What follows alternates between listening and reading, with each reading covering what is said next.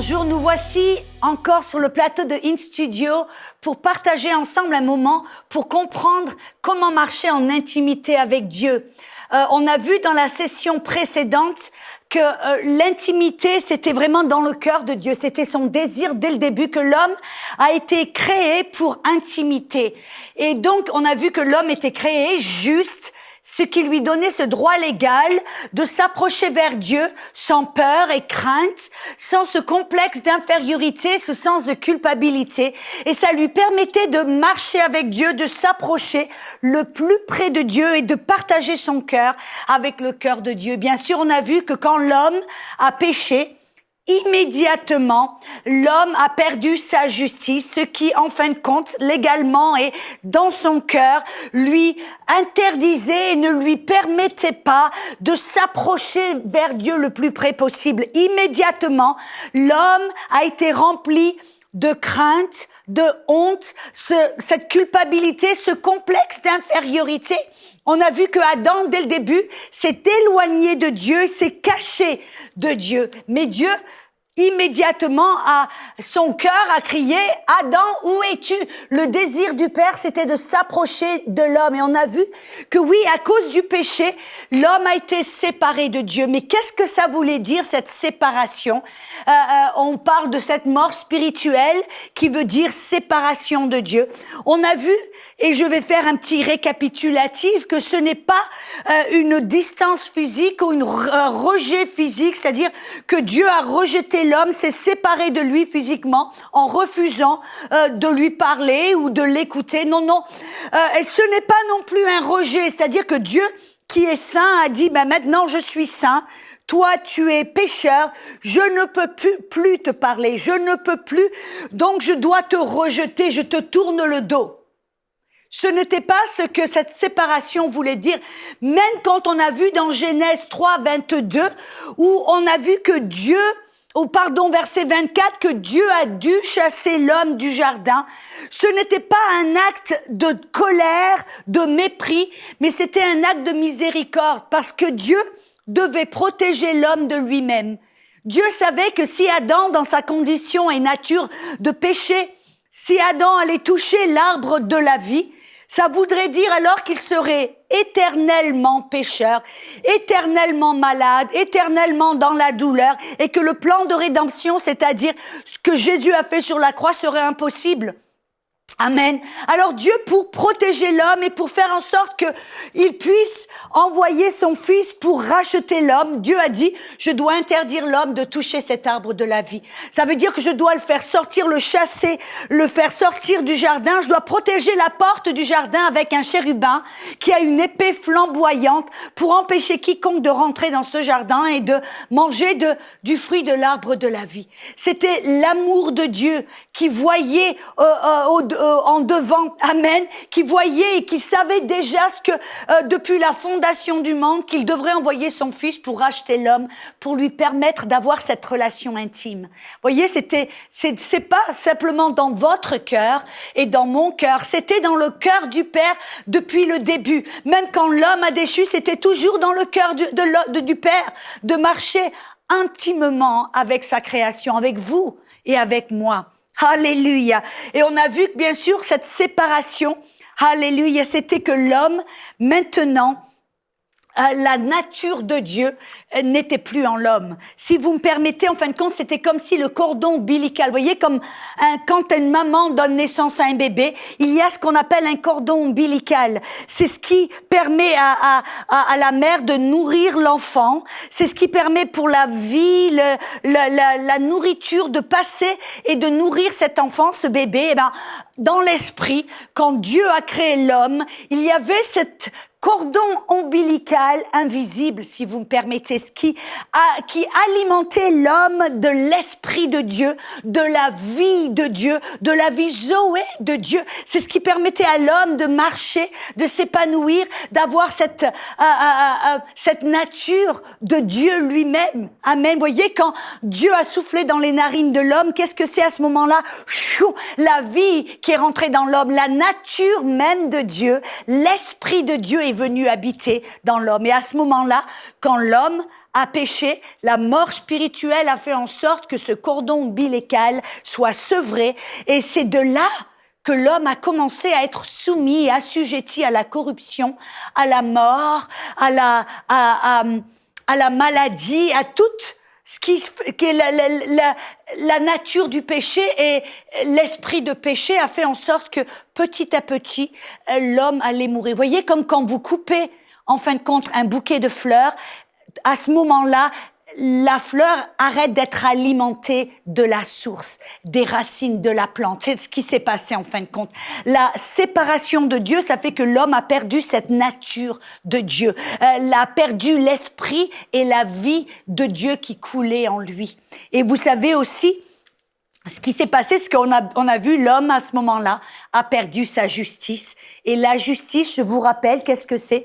C'est ce droit légal de vous approcher vers Dieu avec toute assurance, avec sans complexe d'infériorité, de honte, de culpabilité et de peur, de crainte malsaine, comme si le péché n'avait jamais existé. De savoir qu'on est dans une position de faveur et d'être justifié, innocent, amen, devant Dieu. C'est ce qui nous donne cette audace, cette assurance pour marcher avec Dieu, pour lui parler et avoir cette intimité. Amen. C'est ce qui s'est passé. Séparation de Dieu. Et parce que l'homme a perdu cette justice, l'homme a été séparé de Dieu. Alléluia. Immédiatement, qu'est-ce qui s'est passé? Il a été rempli de crainte, de peur. Il a été maintenant sous un complexe d'infériorité. Amen. Il a maintenant peur de Dieu. Il a peur de s'approcher vers Dieu. Il est spirituellement mort. Amen. Et la corruption, la maladie commence à agir. C'est pour ça que, vous voyez, au début, l'homme vivait, parce qu'il avait la vie de Dieu qui coulait en lui. Il avait cette justice. L'homme pouvait vivre. Bon, Adam a vécu 930 ans. Méthusela, l'homme qui a vécu le plus, a vécu pendant 969 ans. Mais maintenant, parce que la loi de la mort, parce que le cordon ombilical a été sevré, parce que l'homme n'est plus alimenté par cet esprit de vie et cet esprit de la nature de Dieu, qu'est-ce qui se passe? D'un coup, l'homme commence à mourir de plus en plus jeune, de plus en plus jeune, jusqu'au jour où Dieu a dû dire, maintenant je vais mettre un haut là, un arrêt à tout ça, l'homme va pouvoir vivre jusqu'à 80 ans. Alléluia. Amen, amen. Et alors, à cause de cette séparation, on voit que l'homme aussi a non seulement perdu la nature de Dieu, il a aussi perdu cette autorité. Il a perdu aussi sa position dans le jardin. Et c'est qui a récupéré cette autorité? Qui c'est qui a usurpé, si vous me permettez, cette intendance du jardin, cette domination et autorité que l'homme avait sur le jardin et sur la terre? Eh bien, c'est le diable. C'est pour cela, vous vous rappelez dans Luc 4, 6, quand Jésus a été tenté, qu'est-ce que le diable a dit? Il dit, si tu te loues, tu m'adores et tu t'agenouilles devant moi, alors je vais te donner tous ces royaumes et cette domination, car elles m'ont été délivrées. Qui c'est qui a délivré cette domination et qui c'est qui a délivré cette autorité? C'était Adam dans le jardin, parce qu'il a, en fin de compte, il n'a pas exercé son autorité, il n'a pas chassé le diable du jardin, sans s'en rendre compte, il a abandonné son autorité, il a perdu sa justice et il a abandonné son autorité. C'est pour cela que 2 Corinthiens 4.4 nous dit que maintenant, le diable est le Dieu avec un petit d minuscule, le diable de ce monde. Il est le prince et le diable, le Dieu de ce monde, pardon, le Dieu avec un petit d, le prince de ce monde. Même dans 1 Jean, il nous dit que tout le monde est assujetti sous la puissance du diable. Amen. Mais vous savez, la bonne nouvelle, c'est que dès que l'homme a été séparé de Dieu, dès que l'homme a été rempli de cette conscience du péché, que l'homme a perdu cette justice, immédiatement, le Père, avec ce désir de se rapprocher, le désir d'avoir cette intimité avec l'homme, il a déclaré, il a mis en place ce qu'on appelle un plan de rédemption. Dans Genèse 3,15, immédiatement après que l'homme soit tombé, que le diable a usurpé cette autorité, amen, Dieu a parlé. Et qu'est-ce qu'il a dit? Dans Genèse 3,15, Papa Céleste a dit, je mettrai inimité entre toi, le diable, et la femme, entre ta postérité, ta semence, et la postérité de la femme, la semence de la femme. Et celle-ci t'écrasera la tête, et oui, tu lui blesseras le talon. On voit ici que Dieu a déclaré que la semence de la femme écraserait la tête du diable. Amen. C'est intéressant. Il dit que la semence de la femme, il y aurait une semence qui viendrait de la femme qui vaincrait et assujettirait le diable et qui reprendrait cette autorité que l'homme avait perdue. C'est intéressant. Pourquoi? Parce que vous et moi, on va pas faire une leçon de morphologie, de biologie, bref. Mais vous savez que la femme n'a pas de semence. Ce n'est pas la femme qui produit la semence, n'est-ce pas? Mais c'est l'homme. Êtes-vous d'accord? C'est l'homme qui a la semence. Et qu'est-ce qu'il fait? Il plante cette semence dans le ventre de la femme. Êtes-vous d'accord? Amen. Mais pourquoi est-ce que Dieu a dit la semence de la femme? Il y a quelque chose de puissant.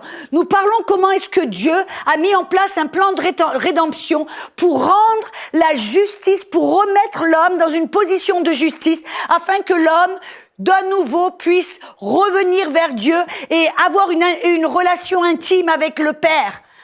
Et pourquoi est-ce que Dieu a dit la semence de la femme? La femme n'a pas de semence. Pourquoi? Parce que ça voulait dire que ce serait la femme qui allait produire un homme, voyez, allait produire un homme, et c'est un homme qui viendrait sur la terre, né d'une femme, pour vaincre le diable, pour assujettir le diable et pour lui écraser la tête. Pourquoi? C'était l'homme qui avait reçu toute autorité.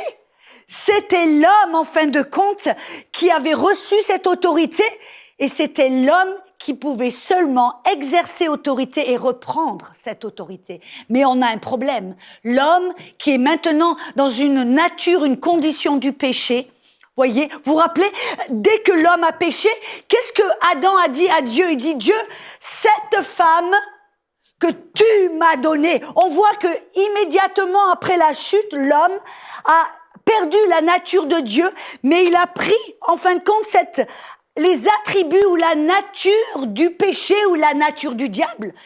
On voit là que l'homme a dit, cette femme, c'est pas ma faute, Dieu, c'est cette femme, et puis c'est ta faute à toi, Dieu, car tu m'as donné cette femme. Vous voyez, immédiatement, l'homme a perdu la nature de Dieu et il a pris, et il est devenu l'accusateur des frères. Il a commencé à montrer du doigt, c'est ta faute, c'est sa faute. Et immédiatement, on voit là que l'homme a pris la nature du diable. Et alors, parce que l'homme maintenant avait cette nature du péché et du diable, il était sans puissance. Il ne pouvait plus vaincre le diable. Il était assujetti au diable. Le diable était maintenant son maître. Et donc, l'homme assujetti au diable ne pouvait pas vaincre le diable. Et alors là, Dieu a dit, c'est l'homme à qui j'ai donné autorité, ça doit être l'homme qui doit reprendre cette autorité et reprendre cette justice.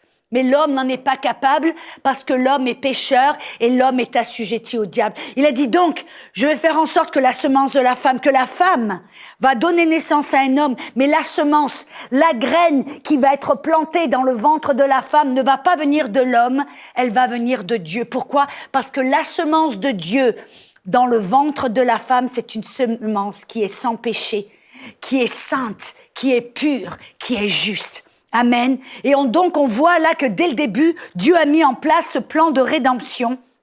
Amen. La semence de Dieu, du Saint-Esprit, dans le ventre de la femme, a donné naissance à un homme 100% Dieu, 100% homme, qui est maintenant sans péché, qui voulait dire qu'il n'était pas assujetti à la puissance du diable, et qui était 100% homme, c'est-à-dire qu'il avait le droit légal d'exercer autorité et de reprendre l'autorité que le diable avait usurpée. Alléluia, amen. Et comment est-ce que Jésus, qui était homme, 100% homme et 100% Dieu, comment est-ce qu'il a accompli la tâche? Comment est-ce qu'il a vaincu le diable et qu'il a repris cette autorité et la justice que Dieu avait donnée à l'homme? Comment l'a-t-il fait? C'est ce que Ésaïe, chapitre 53, nous dit. Dans Ésaïe 53, verset 5 et verset 10, il nous dit, mais il était, Jésus, blessé pour nos péchés, brisé pour nos iniquités. Le châtiment qui nous donne la paix envers Dieu est tombé sur lui. Et c'est par ses meurtrissures que nous sommes guéris. Il a plu à l'Éternel de le briser par la souffrance après avoir livré sa vie en sacrifice pour nos péchés. Jésus, en fin de compte, a payé la peine, le châtiment capital. Il est mort. Pourquoi? Pour payer pour le prix de notre culpabilité, de nos péchés. Pourquoi? Pour payer le prix afin que par son sang, nous puissions, amen, être justifiés, déclarés innocent. Il est de même devenu péché pour nous. Il a pris notre place, voyez. Il est devenu comme dans 2 Corinthiens 5, 21. Celui qui n'a point connu le péché, il l'a fait devenir péché pour nous afin que nous devenions en lui justice de Dieu. Il s'est identifié à nous comme il a pris la nature du péché. Il est devenu péché pour s'identifier à nous. Et c'est après sa mort, qu'est-ce qui s'est passé? Il est allé, et vous voyez qu'il était cloué sur la croix. La prophétie, le plan de rédemption de Dieu s'est accompli quand Dieu a dit, tu vas lui briser le talon. Les talons de Jésus ont été cloués. Ses talons ont été percés. Amen. Pourquoi? Afin que Jésus paye pour le prix. Mais après que son sang a été versé, Jésus est allé en enfer. Et là, qu'est-ce qu'il a fait en enfer? Alléluia. Il a vaincu le diable. C'est là qu'il a accompli la prophétie qui dit que tu vas lui écraser la tête. Vous savez qu'est-ce que la Bible nous dit dans Colossiens 2:15? Qu'il a dépouillé, Jésus, il a dépouillé les dominations et toutes les autorités. Il les a livrées publiquement en spectacle, en triomphant d'elle par la croix. Alléluia. C'est la semence Jésus qui a brisé la tête et lui a mis la tête, le pied sur la tête et il l'a livré en spectacle. Tout le monde spirituel, tous les démons, toutes les dominations et la hiérarchie du diable ont vu Satan, leur maître, vaincu. Il a vu la tête, ils ont vu sa tête sous les pieds de Jésus. Et après, qu'est-ce que Jésus a fait? Il est remonté. Amen. Il a vu Marie, a dit, ne me touche pas, parce que je ne suis pas remonté vers le Père pour offrir dans le tabernacle du ciel le plus saint et parfait, pour offrir mon sang sur l'autel. Le sang qui va payer pour le prix de vos péchés. Le sang qui va vous déclarer juste, innocent, comme si le péché n'avait jamais existé. Ce sang qui va vous redonner cette justice afin que vous puissiez revenir vers le Père et s'approcher de lui le plus près possible, sans crainte, sans honte, sans complexe d'infériorité. Amen. Quand les demandes de cette justice a été accomplie, c'est là que Jésus a ressuscité des morts. Et écoutez ce que 1 Pierre chapitre 3, 18 nous dit, que Christ aussi a souffert une fois pour les péchés, lui, le juste, pour les injustes, afin de nous amener à Dieu, ayant mis à mort quant à la chair, étant mis à la mort quant à la chair et ayant été rendu vivant quant à l'esprit. J'aime bien cette expression. Il est mort, lui, juste, pour nous les injustes, afin de nous amener à Dieu. La parole amener à Dieu dans le grec, c'est la parole prosago. Prosago qui veut dire afin de nous rendre acceptables et agréables devant Dieu, afin de nous ramener et de nous amener le plus près vers lui, le plus près de Dieu. Voyez, Jésus était juste, il est devenu péché, il a versé son sang, il est mort pour nous injustes, les coupables, afin de nous redonner cette justice, que nous puissions une fois encore avoir cette intimité avec le Père et jouir de cette intimité. C'est pour cela que si vous avez lu votre Bible, même dans l'Ancien Testament, depuis le début quand l'homme a perdu, l'homme a désobéi et a essayé de se couvrir avec des feuilles de vigne, qu'est-ce que Dieu a fait? Vous vous rappelez? Il a immédiatement tué un animal innocent et parfait. Il a pris en fin de compte cette peau de l'animal et a couvert l'homme. Amen. Ça montrait dès le début que Dieu montrait le principe que c'était l'innocent qui devait mourir pour le coupable. C'est pour cela qu'après que dans l'Ancien Testament, on voit tout au travers de l'Ancien Testament que Dieu a commandé au peuple d'Israël de chaque année d'offrir des sacrifices parfaits, de verser le sang du sacrifice sur l'autel pour couvrir, le péché du peuple et du sacerdoce. Qu'est-ce que Dieu leur montrait? Il leur montrait le même principe et il leur montrait en fin de compte ce que Jésus voulait faire et allait faire pour vous et moi. C'est pour cela même que Dieu a demandé à Abraham de donner son fils unique, de le sacrifier sur l'autel. Et qu'est-ce que c'était? Pour montrer à l'homme, pour nous montrer comment Dieu allait nous ramener vers lui. Comment est-ce que c'était l'innocent qui devait mourir pour le coupable? Amen. Alléluia. Et on voit que le cœur de Dieu, c'était pour nous ramener vers lui, pour restaurer cette intimité. Alléluia. Seigneur, je te remercie pour une révélation, de savoir que c'est le sang de Jésus qui paye pour tous nos péchés, pour nous rendre innocents, comme si le péché n'avait jamais existé. Amen. Mais vous savez que dans tout l'Ancien Testament, quand Dieu commandait au peuple d'Israël de sacrifier des boucs, des chèvres, des taureaux, même des animaux, des colombes, ce sang était imparfait. Ce sang, même si le sacrifice était sans défaut, était sans problème, le sang de cet animal ne pouvait que couvrir le péché et ne pouvait pas nous débarrasser l'homme de cette conscience du péché. L'homme, même si le péché était couvert pour 1 an, l'homme avait toujours cette conscience du péché. Vous vous rappelez, c'est cette conscience du péché qui a fait que Adam avait peur de s'approcher vers Dieu. Cette conscience du péché qui faisait en fait que l'homme avait peur de parler à Dieu, de s'approcher vers Dieu. C'est pour ça que vous vous rappelez que le peuple d'Israël, quand Dieu les a fait sortir d'Égypte et qu'il a dit à Moïse, je veux faire de ce peuple un peuple de sacerdoce et un peuple royal et de sacerdoce. Je veux avoir une relation avec eux face à face, un à un, de cœur à cœur, comme j'ai eu avec Abraham. Mais qu'est-ce que le peuple d'Israël a dit? Ils avaient peur, ils disent non, on a trop peur. On ne veut pas s'approcher de Dieu. On a trop peur qu'il nous arrive quelque chose. On a trop peur qu'on puisse tomber sous la foudre.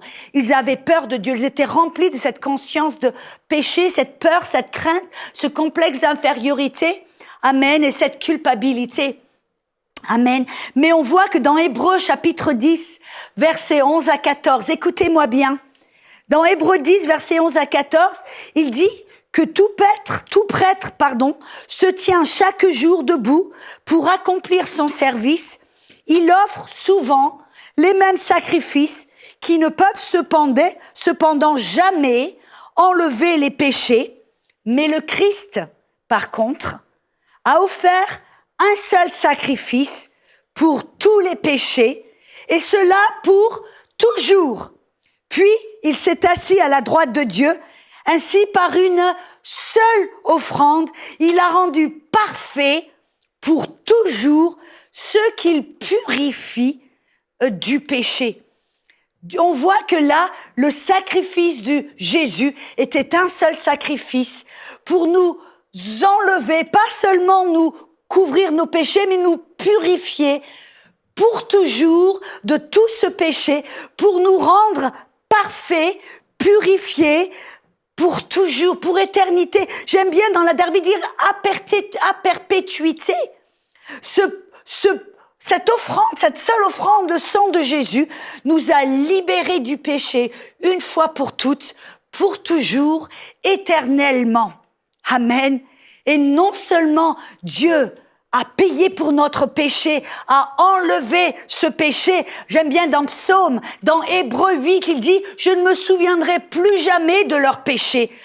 Aussi loin que l'Est est à l'Ouest, je vais enlever les péchés de leur vie. » Et non seulement Dieu a complètement payé et enlevé tous nos péchés passés, présents et futurs, la dette a été payée, amen, mais le sang de Jésus, ce que le sang des boucs ne pouvait pas faire, le sang de Jésus nous purifie aussi de la conscience du péché. C'est-à-dire que vous et moi, nous ne devrions plus avoir cette conscience de péché. Nous ne devrions plus être sous ce sentiment de condamnation, de culpabilité, ce complexe d'infériorité, cette crainte et cette peur malsaine du jugement. Nous devrions y être complètement libérés parce que la Bible dit que le sang de Jésus nous a purifiés de cette conscience du péché. Écoutez dans Hébreux 10. Hébreux 10, versets 19 à 22. Il dit ainsi donc, frères, puisque nous avons, au moyen du sang de Jésus, une libre entrée dans le sanctuaire pour la route nouvelle et vivante qu'il a inaugurée pour nous au travers du voile, c'est-à-dire de sa chair, puisque nous avons un souverain sacrificateur établi sur la maison de Dieu, nous pouvons maintenant nous approcher vers Dieu avec un cœur sincère dans la plénitude de la foi, les cœurs, oh alléluia, les cœurs purifiés d'une mauvaise conscience et le corps lavé d'une eau pure. Dans Hébreux 9, 14, il dit « Combien plus le sang de Christ qui par un esprit éternel s'est offert lui-même sans tache à Dieu, purifiera-t-il votre conscience des œuvres mortes afin que vous puissiez servir Dieu, le Dieu vivant, et le servir en intimité. » Amen. Voyez, là on voit une image qui est formidable. Pourquoi ? Il parle là de ce que le sang de Jésus a fait, qu'il nous a non seulement purifiés du péché, purifiés de cette conscience du péché. Vous savez, cette conscience du péché qui empêchait d'Adam de s'approcher de Dieu le plus près possible. Cette conscience du péché qu'il remplissait de condamnation, culpabilité, de peur et de cette complexe d'infériorité. Amen. Parce qu'on voit en fin de compte que c'est cette conscience du péché qui nous empêche d'avoir d'intimité avec le Père. Ça nous empêche d'approcher avec lui avec assurance. Ça nous empêche d'ouvrir notre cœur et d'approcher du Père avec confiance, avec joie, avec intimité, avec bonheur, avec liberté. Voyez, cette conscience du péché nous en empêche. Mais le sang de Jésus a été versé pour nous libérer, non seulement du péché, mais de la conscience du péché.